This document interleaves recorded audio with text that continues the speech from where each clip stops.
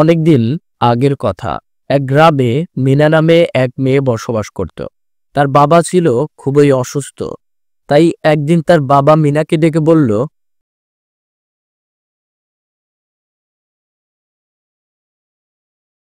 মা মিনা, তুই যদি আমার ছেলে হতিস তাহলে আজ আমাকে অসুস্থ শরীরে জমিতে যেতে হতো না। কেন বাবা, আমি মেয়ে বলে কি জমিতে যেতে পারবো না? নাকি মেয়েরা চাষবাস কিছুই পারে না? আমি জানি তুই সবই বুঝিস, কিন্তু তোকে যদি জমিতে পাঠাই তাহলে গ্রামের লোকেরা কি বলবে বল?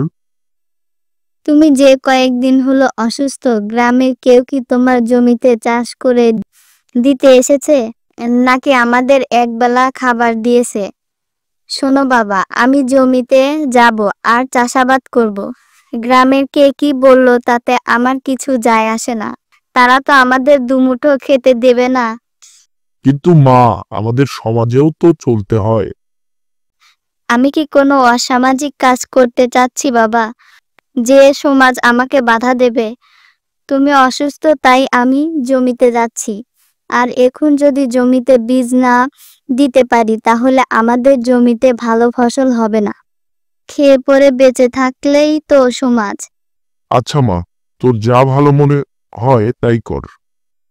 পরদিন সকালে মিনা গেল তার জমিতে। একটা জমিতে ধানের চারা রোপণ করলো, আর একটা জমিতে আখের চারা রোপণ করলো। তার জমিতে নিয়মিত পানি দিল।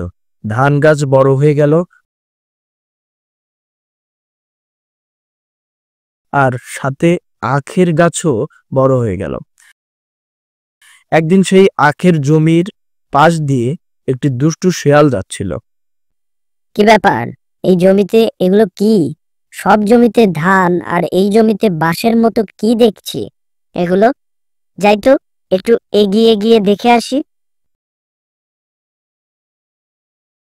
ওমা, এ তো দেখছি আখ গাছ। কি সুন্দর সুন্দর আখ, খেতেও নিশ্চয়ই খুবই মিষ্টি হবে। যাই, কথা না বাড়িয়ে একটা টেস্ট করে দেখি। তারপর শিয়াল একটা আখ ভেঙে খেতে শুরু করলো। বাহ বাহ বাহ, কি মিষ্টি আর সুস্বাদু আখ! খেতে কি মজা! খেয়ে বাচ্চাদের জন্য কিছু নিয়ে যাই। বলে শিয়াল নিজের খাওয়ার পর কয়েকটি আখ ভেঙে বাড়িতে নিয়ে গেল। পরদিন মিনা ও তার বাবা জমিতে এসে দেখলো তাদের ক্ষেতের আখ কে যেন ভেঙে নিয়ে গেছে। বাবা, আমাদের আখ কে ভেঙে নিয়ে গেছে? তাই তো দেখছি মা, কে যে ভেঙেছে। আমার মনে হয় দুষ্টু কোনো শেয়াল এই কাজ করেছে। তাহলে তো এর একটা ব্যবস্থা করতেই হবে।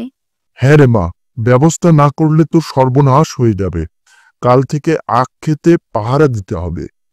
বলে পরের দিন থেকে মিনার বাবা আখ ক্ষেত পাহারা দিতে লাগলো।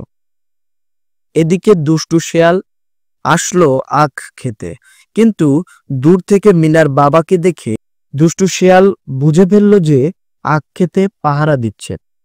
ও, আজ দেখছি চাষি তার আখ ক্ষেত পাহারা দিচ্ছে। আজ আর আখ খাওয়া হবে না।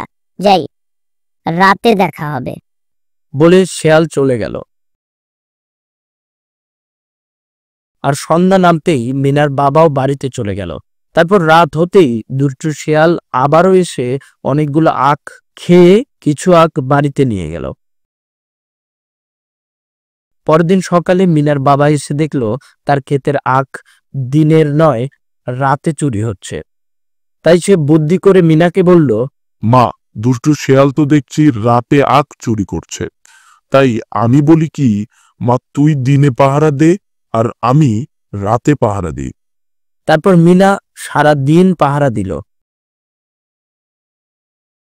আর রাতে মিনার বাবা পাহারা দিতে আসলো। প্রতিদিন প্রকাশ্যে পাহারা দেই বলে দুষ্টু শেয়ালকে ধরতে পারছি না। আজ একটু ঝোপের আড়ালে থেকে পাহারা দেই। দুষ্টু শেয়ালকে আজ ধরতেই হবে। বলে মিনার বাবা একটা ঝোপের আড়ালে লুকিয়ে পাহারা দিতে লাগলো। তারপর দুষ্টু শিয়াল আসলো। বাহ, লোকগুলো তো দেখছি খুবই বোকা। দিনে পাহারা দেয় আর রাতে আমার জন্য ফাঁকা। আমিও ক্ষেত করে ফেলি ফাঁকা। বলে যেই শিয়াল আখ ভাঙতে শুরু করলো, অমনি মিনার বাবা একটা দড়ি দিয়ে দুষ্টু শিয়ালকে বেঁধে ফেলল। আমাকে ছেড়ে দাও, আমি আর জীবনে আখ খেতে চুরি করব না। তোকে আজ ছাড়ছি না, তোকে রাতে গাছের সাথে বেঁধে রাখছি, কাল সকালে তোর বিচার হবে। তারপর মিনার বাবা দুষ্টু শিয়ালকে গাছের সাথে বেঁধে রেখে বাড়িতে চলে গেল। পরের দিন সকালে মিনা ও তার বাবা আসলো। দয়া করে আমাকে ছেড়ে দিন, আমি আর জীবনে চুরি করব না। বাড়িতে আমার বউ বাচ্চা আছে, আমি না খেলে তারা না খেতে পেয়ে মারা যাবে। আমাকে একটু দয়া করুন। তোকে তো ছেড়ে দেবই, আগে কিছু উত্তম মাধ্যম দেই, তারপর ছেড়ে দেব। তারপর মিনা ও তার বাবা মিলে দুষ্টু শিয়ালকে লাঠি দিয়ে কিছুক্ষণ পিটিয়ে ছেড়ে দিল।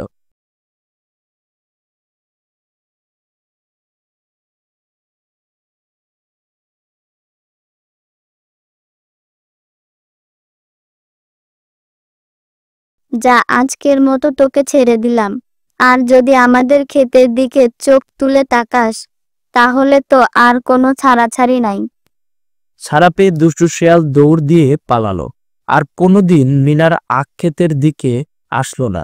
মিনাও তার বাবা সুখে শান্তিতে আখ ও অন্যান্য ফসল চাষ করে দিন কাটাতে লাগলো।